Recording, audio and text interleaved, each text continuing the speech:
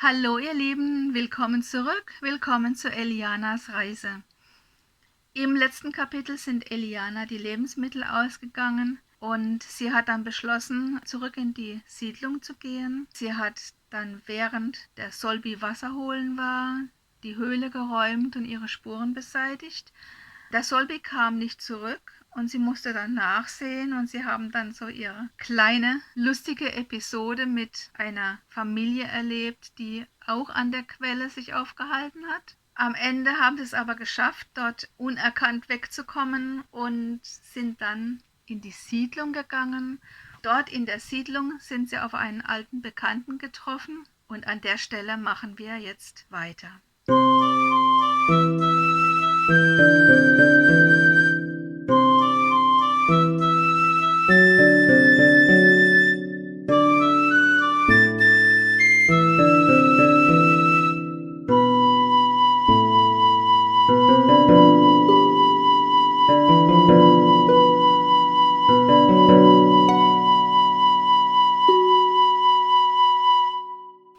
6. Kapitel Provisorien. Eliana und Arti verbrachten die Nacht im benachbarten Haus, das für die Unterbringung von Gästen der Gemeinschaft eingerichtet war. Die Zimmer direkt im Gästehaus hatten sich in den oberen Etagen befunden, doch die waren dem Anschlag zum Opfer gefallen. Auch sah man jetzt, nachdem es ein paar Tage geregnet hatte, dass nicht nur über das nach oben offene Treppenhaus Wasser eingedrungen war, sondern auch durch die Decken in Foyer und Kantine. Eliana fühlte sich wie eine Prinzessin, als sie vom Schlaf in einem warmen, weichen Bett aufwachte. Der Duft von frisch gebrühtem Kaffee zog durchs Haus. Schnell sprang sie aus dem Bett, zog sich an und folgte dem Duft bis in die Küche. Roch es nicht auch nach frischen Brötchen? Aber nein, woher denn? Bestimmt eine Halluzination. Sie öffnete die Tür und betrat die Küche. Sie traute ihren Augen nicht. Ein Korb mit duftenden Brötchen stand auf dem Tisch, daneben eine Kanne mit Kaffee. Es war angenehm warm. Die Wärme kam von einem Backofen, dessen Tür offen stand und in dessen Innerem kleine bläuliche Flammen tanzten. Ein alter Gasofen. Eliana hatte davon gehört, aber noch nie einen gesehen. »Guten Morgen!« Sie hatte Arti vor lauter Staunen nicht bemerkt. Er stand neben dem Fenster.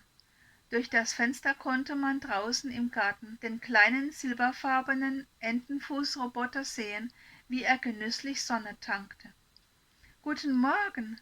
Wow, ich staune! War ein Händler da?« »Nein, in der Speisekammer lagen noch diese Brötchen zum Aufbacken herum. Übrigens, oben im Badezimmer ist eine Gastherme, die heißes Wasser liefert, falls du möchtest.« »Auf jeden Fall, ich sehne mich danach«, sagte Eliana. »Ein paar Gasflaschen haben wir noch, die können wir nutzen. Mal sehen, was wir aus dem Biogasbereiter im Lauf der Zeit noch herauskitzeln können.« »Ich bin überwältigt«, sagte Eliana und nahm am Tisch Platz. »Aber wäre es sehr unverschämt von mir zu fragen, ob es auch Kakao gibt?« Arti öffnete den Kühlschrank und holte eine Flasche Milch heraus. Er goss etwas Milch in einen kleinen Topf, entzündete eine der oberen Herdflammen und stellte den Topf darauf. Dann durchsuchte er die Schränke, bis er eine Packung Kakaopulver gefunden hatte. »Hier«, sagte er, »wir haben fast alles.« »Danke«, sagte Eliana. Die Milch war schnell warm und Eliana rührte sich einen Kakao an. »Aber sag mal, woher kommt denn auf einmal der Strom?« Arti lächelte. »Zeit für ein wenig Technik«, sagte er. »Also, wir haben wie jede andere Siedlung auch unseren eigenen kleinen Solarpark und jedes Haus hat einen Akku. Die Verfügbarkeit der Akkus wird zentral gesteuert. Durch den Anschlag wurde diese Steuerung beschädigt. Ich habe nun das Steuermodul abgeklemmt und entfernt und dieses Haus sowie das Gemeinschaftshaus direkt an einen der Akkus angeschlossen. Ein paar Verbindungskabel musste ich auch austauschen, weil sie durch herabfallende Mauerteile beschädigt worden waren. Nun haben wir für die nötigsten Dinge Strom und mit dem Biogas zusammen werden wir es wohl eine ganze Weile gut aushalten können. Das ist interessant, sagte Eliana, darüber lerne ich gerne mehr. Kein Problem, sagte Arti, wir können die nächste Reparatur gemeinsam machen. Eliana nickte. Das Brötchen schmeckte himmlisch.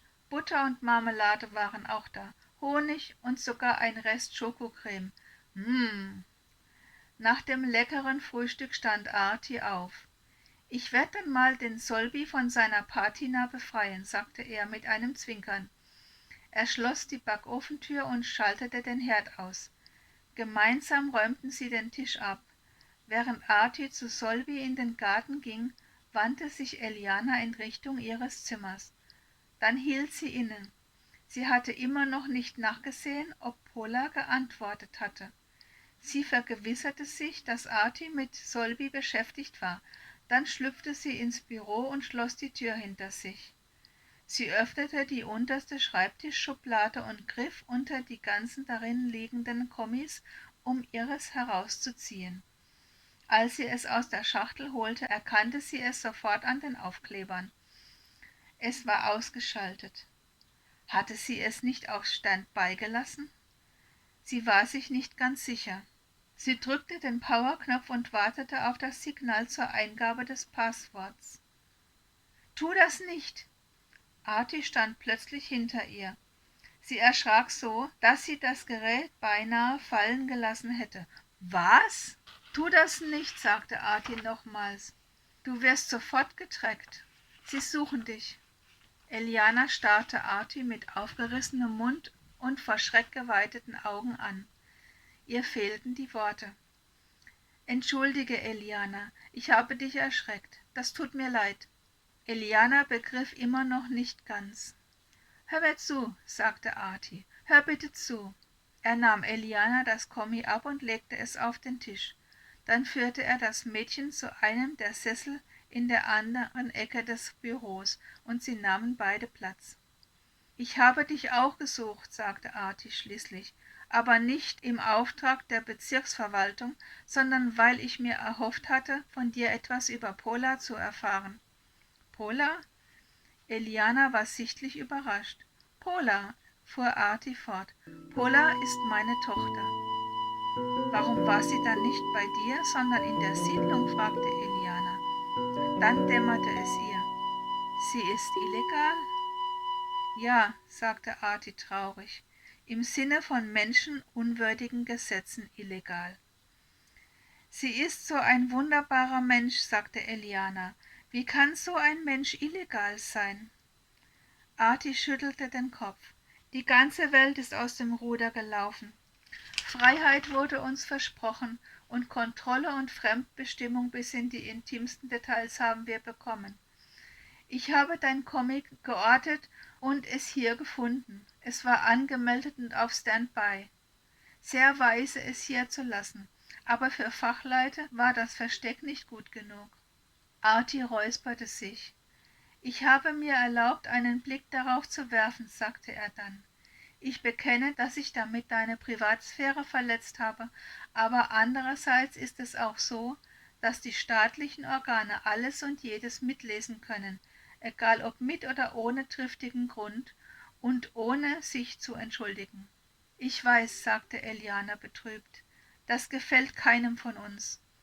Aber nur so kann man die Verbrecher fangen und einsperren, damit sie keinem etwas tun können.« »Wenn das so wäre«, lachte Arti bitter, »dann gäbe es keine Terroristen, die Bomben auf Kinder und Jugendliche werfen.« »Ja«, sagte Eliana, »da hast du allerdings recht.« »Eben. Und die alten Römer hatten auch schon ihre Kerker und Gefängnisse und wussten, wie man Verbrecher einlocht. Alles ohne Tracking. Auch Unschuldige, die nur ihre Meinung vertraten und ihren Gott ehrten, wie dieser große Religionsstifter der Christen. Wie hieß er nochmal?« »Jesus«, sagte Arti. »Ja, genau«, stimmte Eliana zu.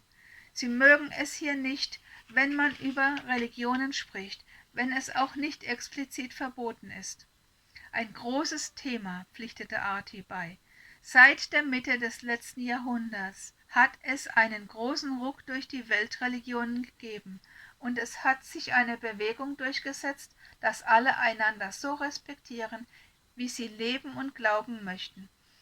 Aber in der vereinten Welt, in der wir leben, versucht man von politischer Seite die Menschen zu diskriminieren, die ihre Religiosität nicht ausreichend verbergen können oder wollen.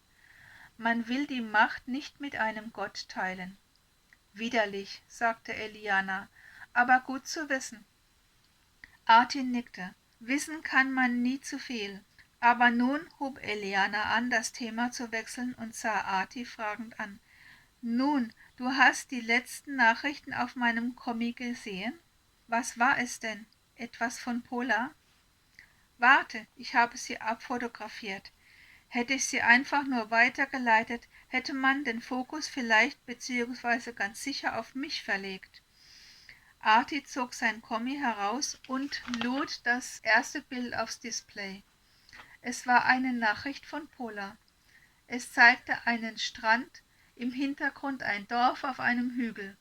Pola hatte wohl etwas hastig fotografiert, denn 2 ihrer Finger waren mit auf dem Bild.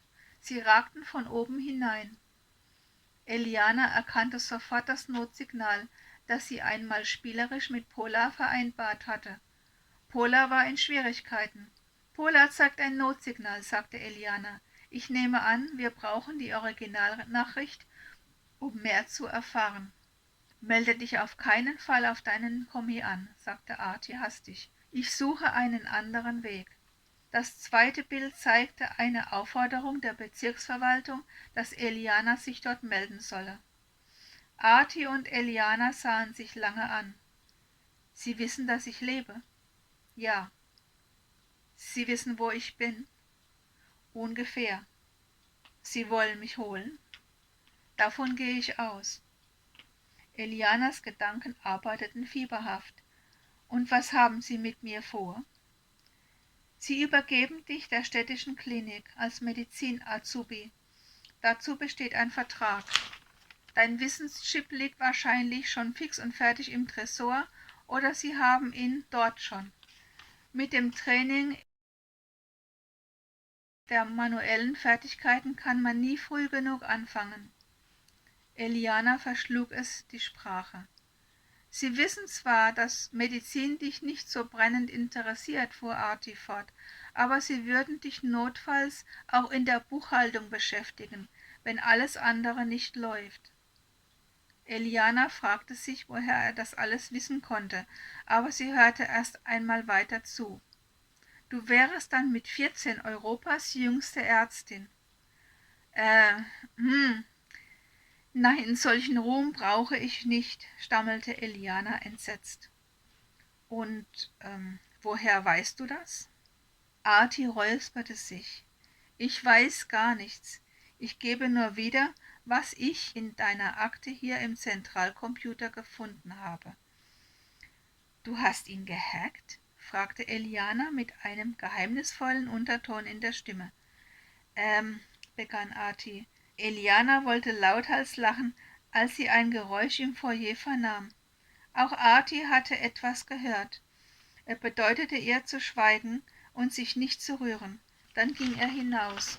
Schon in der Tür hörte sie ihn rufen. »Ah, Brody, mein alter Freund und Händler, schön, dass du reinschaust.« »Wie bestellt«, antwortete Brody. »Ich habe dir jede Menge altes Gemüse für deine Biogasproduktion mitgebracht. Dann noch Brot, Wurst, Käse, Eier, Fleisch.« »Perfekt«, sagte Arti. »Ich kenne die Liste, ich habe sie ja geschickt.« »Natürlich«, sagte Brody. »Broderick, der Händler, hält, was er verspricht.« »Hast du zufällig Kakaopulver dabei? Ich habe gesehen, es ist nicht mehr viel da.« »Nein, aber ich versuche, dir nächste Woche welches zu bringen.« »Ist gut, danke«, sagte Arti. »Sind denn von den verschwundenen Kindern welche aufgetaucht, weil du Kakao brauchst?« fragte Brody neugierig. »Ich kann nicht ausschließen, dass noch welche am Leben sind und im Wald herumirren«, antwortete Arti. »Und, alter Freund«, begann Arti erneut. »Ja?« »Diskretion bitte«, sagte Arti leise. »Aber selbstverständlich«, gab Broderick zurück. »Ich schreibe einfach überall etwas dazu, sodass es am Ende passt. »Vielen Dank, du bist der Beste«, lobte Artie. »Immer zu Diensten«, sagte Broderick und verabschiedete sich mit einer Verbeugung. Artie nickte ihm zu und sah ihm nach, bis er das Gebäude verlassen hatte und außer Sichtweite war. Eliana kam vorsichtig aus dem Büro. Sie hatte das Gespräch mit angehört. »Wissen die nicht sowieso, dass du hier bist?« fragte sie. »Nein.« »Aber sie können doch dein Kommi tracken.« »Nein.« »Warum nicht?« Artie überlegte kurz, wie er es erklären sollte. »Es ist eine inkompatible Technik«, sagte er schließlich. »Und es kann über ein schwarzes Netzwerk kommunizieren, ohne abgehört zu werden.« Eliana wagte nicht, es auszusprechen, aber sie beschlich die Vermutung, dass solche Geräte normalerweise nur dem Geheimdienst zur Verfügung standen. »Du bist schon groß und weißt, was das bedeutet?«, bemerkte Artie. »Ja«, sagte Eliana. Nun war sie sich sicher, dass sie mit ihrer Vermutung richtig lag. Damit sind wir wieder am Ende für heute angelangt. Ich hoffe, es hat euch gefallen. Vielen Dank fürs Zuhören und wir sehen uns nächste Woche und machen da weiter, wo wir aufgehört haben. Bis dahin, alles Gute euch, lasst es euch gut gehen, bleibt gesund und bis nächsten Donnerstag. Ciao!